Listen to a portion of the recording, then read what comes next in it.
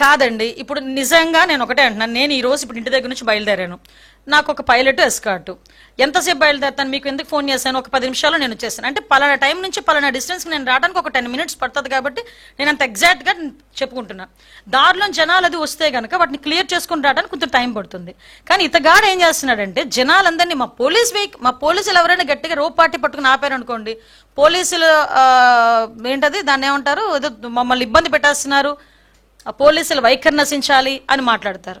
ఈరోజు మీ వాళ్ళేమో ఎలాగో నిజంగా చెప్తున్నా, ఈ మాట అనకూడదు, ఒక ఉన్మాదుల్లో రప్పించుకుంటున్నారు. మీరు రప్పించుకొని ఒక రోప్ పార్టీ పెట్టి అంటే 90 కిలోమీటర్లు నేను రోప్ పార్టీ పెట్టగలనా? ఊర్లోకి రాగానే అతను దిగితే రోప్ పార్టీ పెట్టగలరు ఎవరైనా? ఆయన దిగిన తర్వాత నడుచుకుంటూ వెళ్తే రోప్ పార్టీ పెట్టగలరు. నువ్వు వెహికల్తో వెళ్తుంటాను, హైవే మీద వెళ్తుంటాను, 90 కిలోమీటర్ల మీద వెళ్తుంటాను అంటే రోప్ పార్టీ పెట్టమంటే ఎలా అవుతుంది? నువ్వు 90 కిలోమీటర్ 80 నుంచి 90 కిలోమీటర్లు వెళ్ళడానికి నీకు ఎన్ని గంటలు పట్టింది? అంటే మీరు ఏ స్పీడ్లో వెళ్ళారో ఒకసారి ఆలోచించుకుంటున్నారా? ఒకసారి ఆలోచించాలి. మేము ఇవ్వాల్సిన భద్రత, మేము అవుట్ ఆఫ్ ద బాక్స్ అతనికి ఇవ్వాల్సిన భద్రత కన్నా మేము చెప్పిన దానికన్నా ఎగస్ట్రానే మేము భద్రత ఇచ్చాం.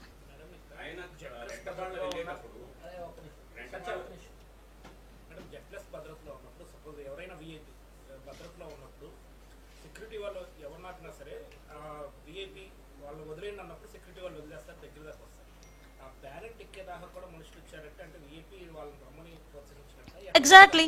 ఇప్పుడు మీరు వచ్చిన తర్వాత అతను షేక్ హ్యాండ్ అంటే అతన్ని ఎలాగ క్రియేట్ చేసుకుంటారంటే ఒకటండి, బ్లెండర్గా ఒకటే మనం ఆలోచించుకోండి. అతను వెళ్ళేది ఒక పరామర్శకి వెళ్ళేటప్పుడు అంత ర్యాలీ అవసరమా? అంత బల ప్రదర్శన అవసరమా? నీ కార్యకర్త చనిపోయాడు, విగ్రహం పెట్టుకున్నావు, ఎందుకు చనిపోయాడో తెలియదు, బెట్టింగ్లో చనిపోయాడో ఏ విషయంలో చనిపోయాడో విగ్రహం పెట్టావు, ఆ విగ్రహాన్ని ఆవిష్కరించడానికి వెళ్ళావు, ఆ కుటుంబాన్ని పరామర్శించడానికి వెళ్ళినప్పుడు బల ప్రదర్శన దేనికి? బల ప్రదర్శన చేస్తూ 4-5 గంటలు 5-5 గంటలు నువ్వు హైవే మీద నెమ్మదిగా నీ జనాలందరితో వెళ్తానంటే ఎంతమంది ప్రజలకు ఇబ్బంది కలుగుతుంది? అది ఎందుకు ఆలోచన చేసుకోవట్లేదు? ఈరోజు మాట్లాడితే పోలీసులు భద్రత ఇవ్వలేకపోయారు, పోలీసులు అంతకు మించి మాకు పరిధి మించి దాటి ఈరోజు భద్రత ఇచ్చాం. ఈరోజు అంతవరకు కాదండి, నీ వెహికల్ కింద మనిషి పడితే సెన్స్ తెలీదా?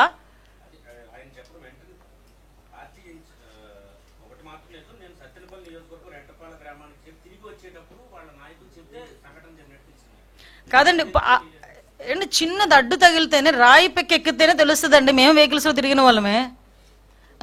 చిన్న రాయిగా మా టైర్ దాటి వెళ్తుంటేనే మాకు తెలుస్తుంది. అతను మూమెంట్ అక్కడ ఎవరో ఒకరు చెప్తున్నారు, మీరు వీడియో క్లియర్ గా చూడండి, కింద ఎవరో పడుతున్నారు అని చెప్తే తీసి లాగేశారు పక్కకి. చెప్తున్నారు కదా, అప్పుడైనా ఆపాలి కదా. ఇద్దరు చనిపోతే కూడా దగ్గరికి వెళ్ళి చెవులో కూడా జగన్మోహన్ రెడ్డికి ఇద్దరు చచ్చిపోయారని చెప్పలేని నాయకులు ఉన్నారా జగన్మోహన్ రెడ్డి చుట్టూను? ఏదో ఇన్సిడెంట్ జరిగితేనే సార్ ఇన్సిడెంట్ జరిగిందని జరిగిన వెంటనే వచ్చి షోలో చెప్తారు. అటువంటిది ఒక వ్యక్తి చనిపోయిన తర్వాత, ఇద్దరు వ్యక్తులు చనిపోయిన తర్వాత, నీ కార్యకర్తలు చనిపోయిన తర్వాత నీ చెవి దగ్గరకు వచ్చి కనీసం ఒక చెప్పే నాయకుడు కూడా నీ దగ్గర లేడా? రిటర్న్లో వచ్చినప్పుడు చెప్పారని చెప్తున్నావు, సిగ్గుండాలి ఆ మాట మాట్లాడడానికి. సారీ టు సే, ఆ మాట ఎలా చెప్పగలుగుతున్నాడు ఆయన? లోకం మొత్తం గొగ్గోలు పెట్టింది, చనిపోయాడంట అని. అతనికి తెలియదు. ఎస్,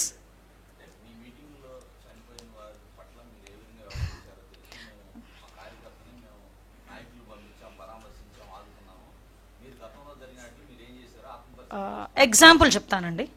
కందుకూరులో అనుకుంటా చంద్రబాబు నాయుడు గారి మీటింగ్కి ఒక ఇన్సిడెంట్ జరిగింది. 8 మంది ఎంతమందో అక్కడ ప్రాణాలు కోల్పోవటం జరిగింది. ఇమీడియట్గా మీటింగ్ ఆపేశారు. మీటింగ్ ఆపి అంతమంది ఇంటికి కూడా సాక్షాత్తు చంద్రబాబు నాయుడు గారు వెళ్ళి పరామర్శించి వాళ్ళకి పార్టీ తరపున ఎక్స్గ్రేషియా ఇచ్చి ఆ కుటుంబాన్ని ఆదుకోమని చెప్పి ఆ పిల్లల్ని కూడా ఎన్టీఆర్ మోడల్ స్కూల్లో చదివిస్తానని చెప్పి, అందులో కొంతమంది చదువుకునే పిల్లలు ఉంటే వాళ్ళందరికీ చదివిస్తానని చెప్పి హామీ ఇచ్చి ఇప్పుడు చదివించుకుంటూ ఈరోజు వచ్చారు. నెక్స్ట్ మీటింగ్ ఆ ఊర్లో పెట్టలే, నెక్స్ట్ కావలికి షిఫ్ట్ అయిపోయారు. నెక్స్ట్ మీటింగ్ పెట్టేటప్పుడు ఇమీడియట్గా హాస్పిటల్కి వెళ్ళడమే కాదు, వాళ్ళ ఇంట్లోకి ప్రతి ఒక్కరి ఇంట్లోకి వెళ్ళారు, మీటింగ్ క్యాన్సిల్ చేశారు. అదండి నాయకుడుకున్న నిబద్ధత. అంతే తప్పించి చనిపోతే చనిపోనియండి, మా పనులు మేము చేసుకుంటాము, మా బల ప్రదర్శన మేము చేసుకుంటామని ఏ రోజు చంద్రబాబు నాయుడు గారు లేరు.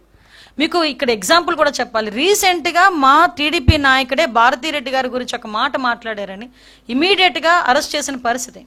అరే నీ పక్కన ఉన్నవాడు నేను రప్పా కోస్తానంటే తప్పేంటి అని అడుగుతాడు ఈరోజు జగన్మోహన్ రెడ్డి.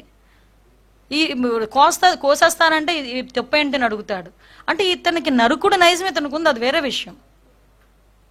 కానీ సొసైటీలో మనం ఉన్నాం కదా, బాధ్యతాయుతమైన పొజిషన్లో ఉన్నాం కదా, మినిమం రెస్పాన్సిబిలిటీ ఫీల్ అవ్వాలి కదా, అది మేము అడుగుతున్నాం.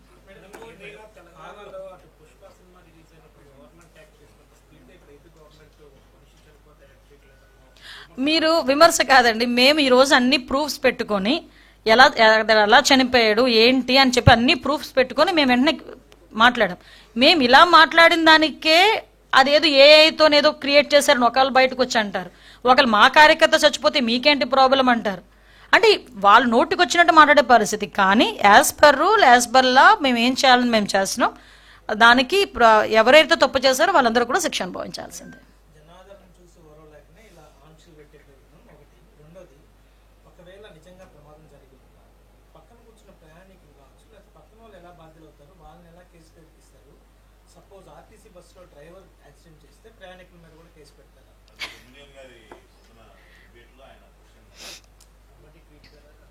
అండ్ ఒకటి ఇప్పుడు విషయం ఏంటంటే, మనకి సాధారణంగా ఏదైనా రోడ్ యాక్సిడెంట్ జరిగింది, మీరు ఏ కేసులైనా తీసుకోండి, రోడ్ యాక్సిడెంట్ జరిగినప్పుడు ఎవరు డ్రైవ్ చేస్తున్నారు అన్నది ఒకటి, అదైనా A1.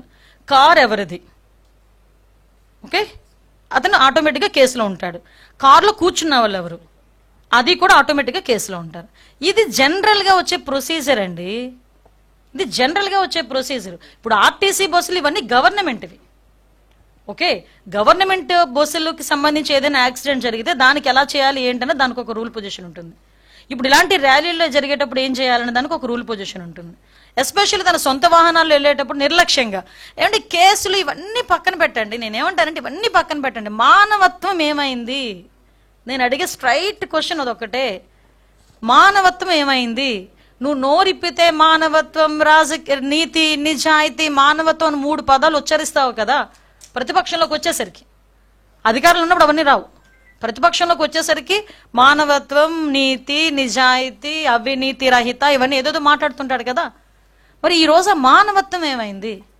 నేను ఇందాక చెప్పాను, ఏమండి రోడ్డు మీద వెళ్తుంటే ఎవరికైనా యాక్సిడెంట్ జరిగితేనే అయ్యో పాపం దిగి, అతనికి ఎటువంటి పదవి లేకపోయినా ఒక కూలి పని చేసుకున్నవాడు కూడా దిగి అయ్యో ఏమైందని దిగి అడిగి నీళ్ళు పోసి వెళ్తాడు. వీలైతే అంబులెన్స్ ఏదో వచ్చినంత వరకు నుంచొని అక్కడ ఆగి అంబులెన్స్ ఎక్కించి వెళ్తాడు. అరే నీ కార్యకర్త నీ కారు కింద పడిపోతే చుట్టుపక్కల వాళ్ళు చూసి పక్కకు లాగేస్తే ఇక్కడ నుంచున్నవాడికి ఆ మాత్రం తెలియదండి ఏం జరుగుతుంది అక్కడ అన్నది.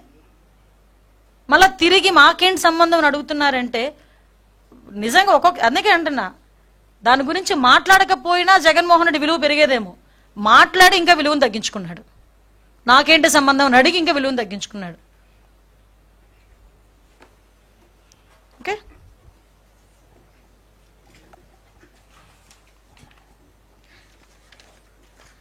అన్నిటికీ మించి ఆంక్షలు మేము పెట్టామా అని అడగడమే చాలా విడ్డూరంగా ఉంది.